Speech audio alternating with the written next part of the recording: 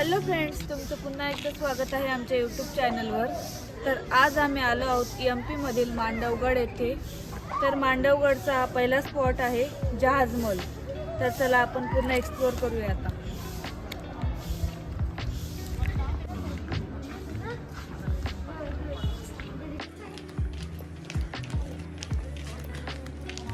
वाला पार्ट देखिए, इसको बोलते हैं तवेली महल। तवेली का मतलब होता है अस्तबल। इसकी 3 स्टेप, फर्स्ट सेकंड थर्ड। नीचे राजा के घोड़े बनते थे, ऊपर सैनिक लोग रहा करते थे। जब 1952 में अपने पंडित जवाहरलाल जी नेहरू और शेख अब्दुल्ला जी घूमने के लिए आए, तो तब से ऊपर वाले भाग को गेस्ट रूम में कन्वर्ट किया, जहाँ पे राजीव गांधी, इंदिरा गांधी, उपराष्ट्रपति हामिद अंसारी, आनंदीबेन पटेल, शिवराज मामा, बड़े बड़े IPS अधिकारी आते रुकते हैं। और बीच वाला पार्ट है म्यूजियम। इसके अंदर मस्जिद की मूर्तियाँ, अफगानी लेख, पात्र, बर्तन को कई चीज़ों का कलेक्शन है। तो म्यूजियम उधर से लौटते समय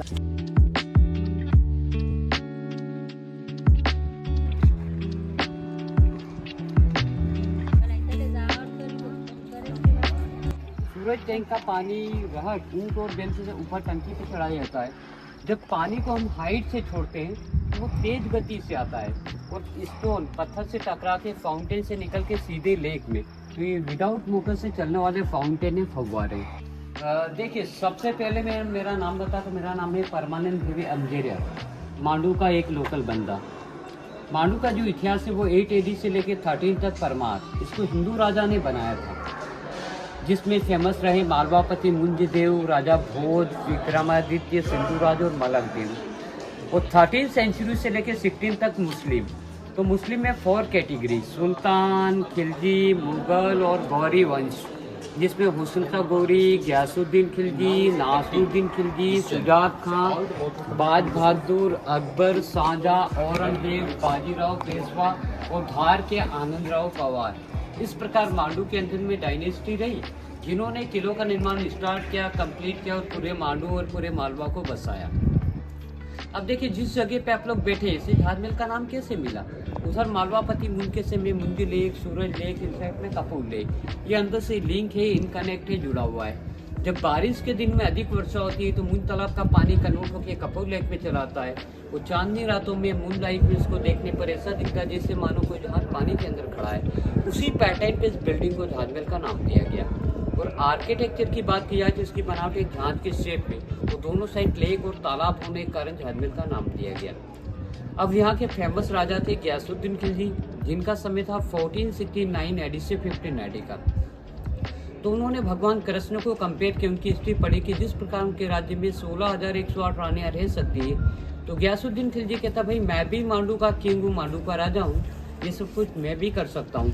उसी उद्देश्य को लेकर यहाँ पर गयासुद्दीन खिलजी की एक राजा की 15,000 रानियाँ थी।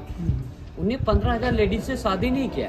एक्चुअली करता क्या था कि जिस जगह पे अटैक किया वहाँ की सारी लेडीजों को उठा के हरम के अंदर रखता था। तो ये अंदर का पार्ट है हरम। हरम वो जगह होती है जहाँ सिर्फ लेडीज से रहा करती है, जिसमें जेंट्सों का आना जाना अलाउ नहीं। वो जितने भी सोल्जर वर्कर होते हैं वो लेडीज और किन्नर को रखा जाता है। वो जहाजमहल का लंबाई है 120 मीटर, हाइट है 20 मीटर। उसमें कई प्रकार का आर्किटेक्चर आपको देखने को मिलेगा। ये सामने आप देखेंगे जलमहल। एक जलमहल आपको जयपुर राजस्थान में देखने को मिलेगा, दूसरा मांडू के अंदर। तो बिल्डिंग के चारों ओर पानी, बिल्डिंग के अंदर पानी, और पानी के अंदर कोई बिल्डिंग होता है कूल ठंडा होता है। तो खासकर गर्मी के दिन में रहने के लिए यूज़ होता है, जहाँ नेचुरल AC का अनुभव हो। अभी यहाँ का पानी एग्रीकल्चर और खेती में यूज़ होता है, तो ये सूख जाता है। ये कम डीप है, उधर का ज़्यादा डीप है। तो ये पानी पहले खेती नहीं होता था, तो पानी के अंदर होने के कारण जलमहल, और ये 2 लेक के बीच में होने के कारण जहाजमहल। इसके जहाज ये जहाजमहल वो जलमहल। देखिए, ये कछुए के आकार का स्विमिंग पूल है, उधर हेड है, इधर टेल है। ऊपर टेरेस पे लोटस के आकार का स्विमिंग पूल है, और उधर है वीर, मराठी में वीर बोलते हैं ना, स्टेप वेल। तो पहले चलता था रेन वाटर हार्वेस्टिंग सिस्टम, मतलब छत और बारिश के पानी को ज्यादा से ज्यादा जमा करो, इकट्ठा करो।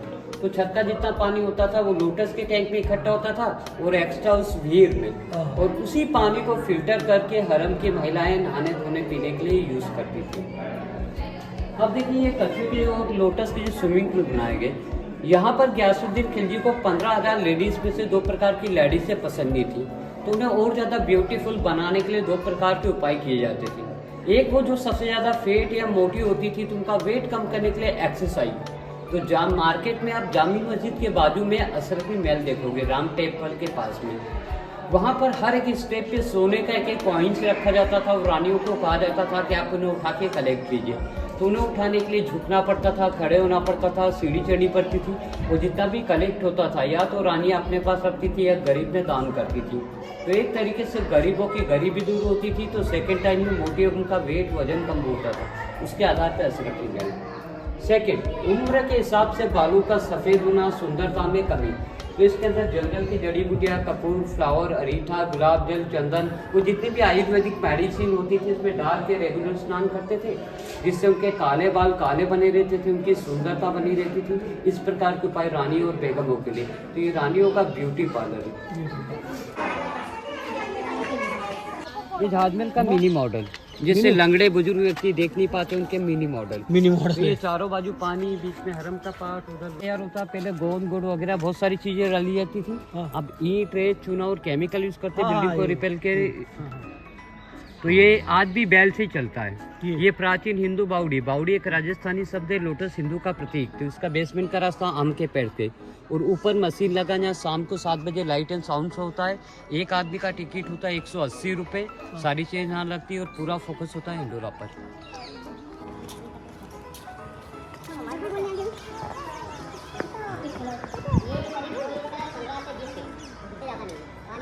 बिजनेसमैन थे उस जमाने के धीरू भाई अंबानी, जो राजा को फाइनेंस करते थे। इस साइड में गदासा का रेसिडेंट, उस साइड में मेन रोड पे गदासा का शॉपिंग मॉल।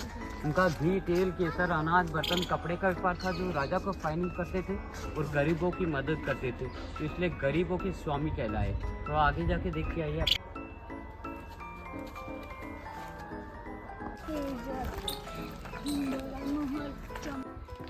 अब यहाँ से बेसमेंट का पार्ट चालू होता है। तो ये तलघर बने, यहाँ से लेके वहाँ पे तलघर है, या जमीन के अंदर युद्ध की सामग्री, अनाज के भंडार, उनकी ट्रेजरी, खजाने वगैरह सब तलघर में। तो इनको बंद करने के पीछे कारण क्या है? इसमें जहरीले जानवर है, सांप, बिच्छू, चमगादड़। उनकी वजह से किसी टूरिस्ट के साथ में हादसा नहीं हो जाए, इसलिए बंद कर रखा है। ये यहाँ से स्टेज जा रहा है, तो इसलिए इसको बंद कर रखा है। सामने वाला पार्ट है हिंडोला। हिंडोला मतलब होता है झूला, स्विंग पैलेस।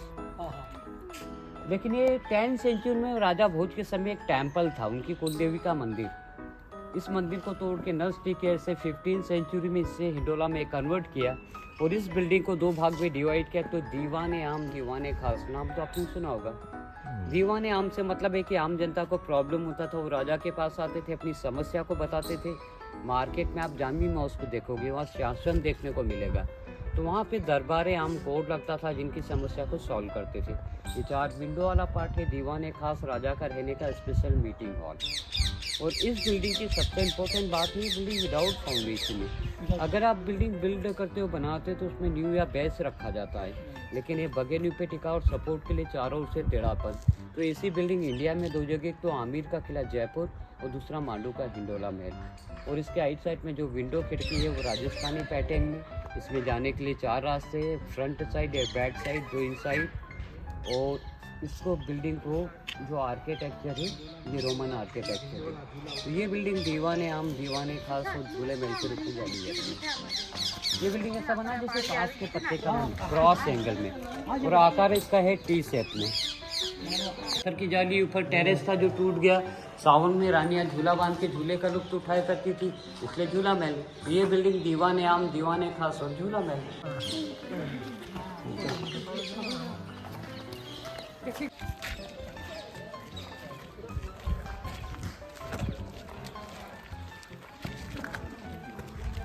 सेंटर में गोलाई में आप जो देख रहे हैं, ये पानी का कुआं है, जिसका नाम है चंपा वीर।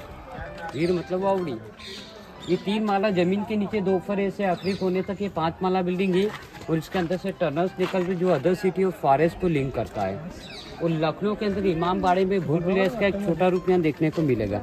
अंदर से आप बावड़ी को देखेंगे पता नहीं चलेगा, ऊपर से ये ओपन है, टनल जिससे रास्ते बने हुए। बाकी डिटेल जानकारी मैं आपको यहाँ नीचे बताऊंगा, यहाँ से सीधे वहाँ जाएंगे हम लोग, जिसका नाम है चंपा बावड़ी। जिस स्टेप पे आप लोग खड़े, वैसे ही फ्लोर एक नीचे बना है, इसके अंदर से टनल सुरंगें निकल रही जो अदर सिटी ऑफ फॉरेस्ट को लिंक करता है। तो एक्चुअली होता क्या है कि जब कोई राजा मांडू पे अटैक करता है, तो अटैक करने में या तो राजा युद्ध में मारा जाता है या फिर हार के भाग जाता है। ऐसी कंडीशन में महलों में फंसी रहती है रानियां, जो अपनी जान और सम्मान बचाने के लिए टेरेस से पानी के अंदर जंप करती है, वहां से स्विमिंग करके इन गेटों से निकल के नीचे डाउन में और टनल से अदर सिटी और फॉरेस्ट में भाग जाती है।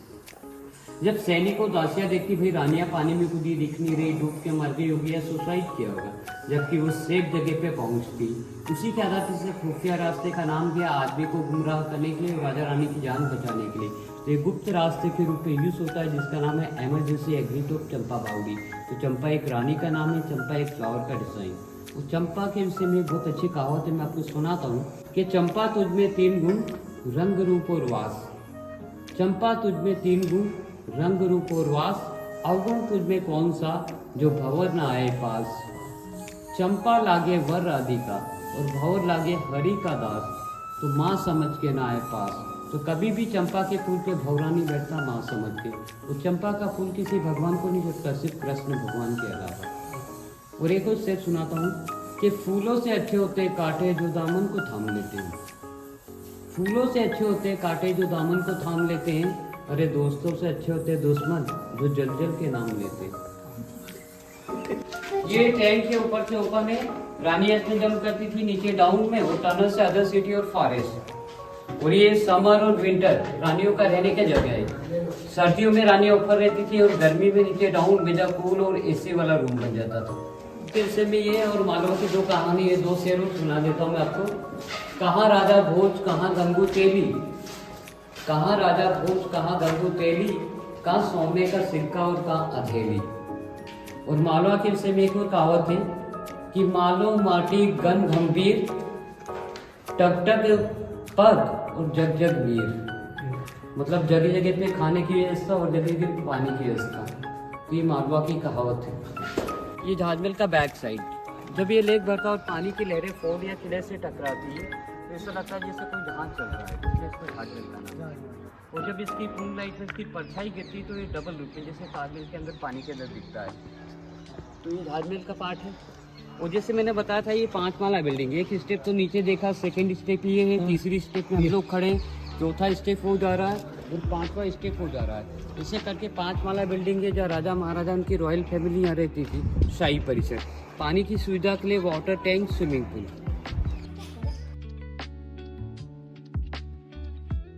ये आर्किटेक्चर यूरोप का, बाय द वे कभी आपका यूरोप जाना हो तो इस प्रकार का आर्किटेक्चर देखने को मिलेगा। इसमें बेल्जियम के ग्लास लगे रहते थे, तो यूरोप में ऐसा आर्किटेक्चर देखने को मिलेगा। 3 रूम इस साइड में, 3 इस साइड में, आमने सामने ग्रीन रूम, कपड़े चेंज करने के लिए चेंजिंग रूम। तो यहाँ पे पार्टियों के बीच में डांस, संगीत, नाटक, इनका रिहर्सल की तैयारी होती थी। और राजा के यहाँ कोई गेस्ट आते थे, उनके सामने प्रोग्राम। तो मेहमानों की बैठक व्यवस्था उधर होती थी। ये स्टेज है जहाँ कार्यक्रम किया जाता था, उधर कपड़े चेंज करने के लिए चेंजिंग रूम। तो ये है रंगमंच, ऑडिटोरियम, नाटक हॉल। देखिए, हमाम का मतलब होता है बाथरूम। हमाम एक उर्दू, अरबी और फारसी शब्द है। अरबी में इसको बोलते हैं जकूज़ी। इसमें स्टीम बाथ, सोना बाथ, ठंडा गर्म पानी। वो कैसे बनता है उसका सिस्टम देखिए। ये चूल्हा है आग जलाने के लिए, ये बर्तन रखने का ठिया है, इन वॉल से पानी गिरता है, इसके अंदर बड़ा होल जा रहा है, इस होल का कनेक्शन इन छोटे छोटे होल से, ऊपर पत्थर का पाइपलाइन लगा हुआ है। तो उसमें यहाँ पे फायर, आग जलाई जाती है, यहाँ एक बर्तन रखा जाता है, उस बर्तन में इन वॉल से पानी गिरता है, इसे बंद करते हैं और उसका जितना भी स्टीम या भाप होता है वो इन वॉल से निकल के कमरे के चारों ओर फैल जाता है। जब वो ठंडे पानी से नहा के अंदर आते हैं तो दोबारा भाप में स्नान करते हैं, अपनी बॉडी को गर्म करते हैं, जिसे कहा जाता है स्टीम बाथ। सन बाथ, ऊपर में ग्लास लगे रहते हैं। जब वो ठंडे पानी से नहा के अंदर आते हैं और सूर्य की रोशनी में अपनी बॉडी को गर्म करते हैं, जिसे वार्म होता है, उसे कहा जाता है सन बाथ। 2 टंकी पानी की साइड में, 2 साइड में, जिसमें जंगल की जड़ी बूटियाँ, फ्लावर मिक्स। जब ठंडे से नहाना तो ठंडे की व्यवस्था, गर्म से नहाना तो गर्म की व्यवस्था, और मीडियम पानी से नहाना तो मीडियम की व्यवस्था, और नल जैसा कनेक्शन अंदर। ये बीच सेंटर में पानी के लिए ड्रेनेज सिस्टम। माने एक बात, कमरे गंदे होते हैं तो कमरे की सफाई के लिए पानी ओवरफ्लो यहाँ से छोड़ा जाता है, और कमरे की सफाई करने के बाद सारा गंदा पानी सेफ्टी टैंक, नल कनेक्शन अंदर। नाली के निचले भागों में 2 होल दिए, बीच में स्टोन लगता है। कूल वाटर, हॉट वाटर, ठंडा गर्म पानी। जब पानी पत्थर से टकराएगा, पानी आगे की ओर आएगा और उसमें बैठ के स्नान करेंगे, जैसे नल शावर में स्नान किया तो जितना पानी नहाने के लिए यूज़ करना उतना यूज़ करेंगे, बाकी टंकी में जमा। और जो जड़ी बूटियाँ वगैरह ऊपर आले में ऊपर वेंटिलेशन दिया हवा और लाइट के लिए। हम लोग कहते हैं कि चांद सितारे सिर्फ हमें रात में देखने को मिलते हैं, या तो दिन में भी इसका रूप दिखाई देता है। तो इसका निर्माण 1610 में जहांगीर ने किया, अकबर के लड़के ने, तुर्की अफगानी शैली में, टर्की इस्पात। तो इस प्रकार के बात आपको 3 जगह देखने को मिलेंगे, एक तो मांडू के अंदर, दूसरा भोपाल और तीसरा रायसेन जिले में। तुर्की रॉयल फैमिली का है।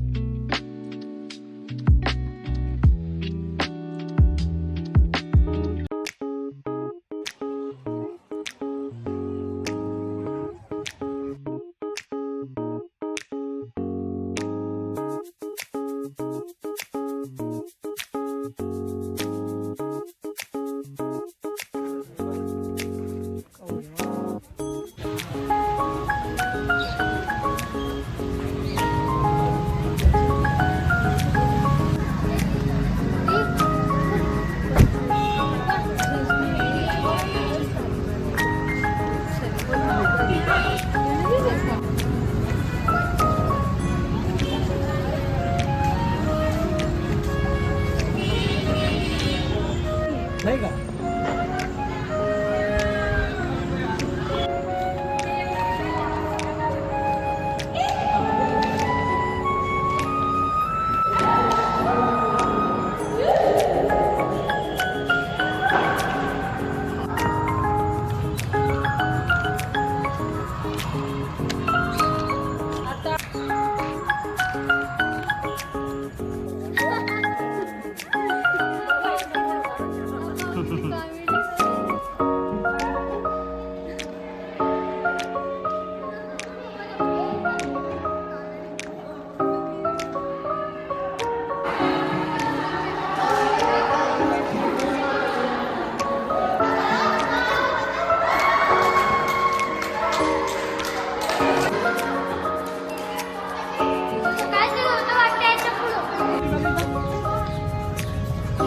वो आहे म्हणजे घेऊन येऊ असं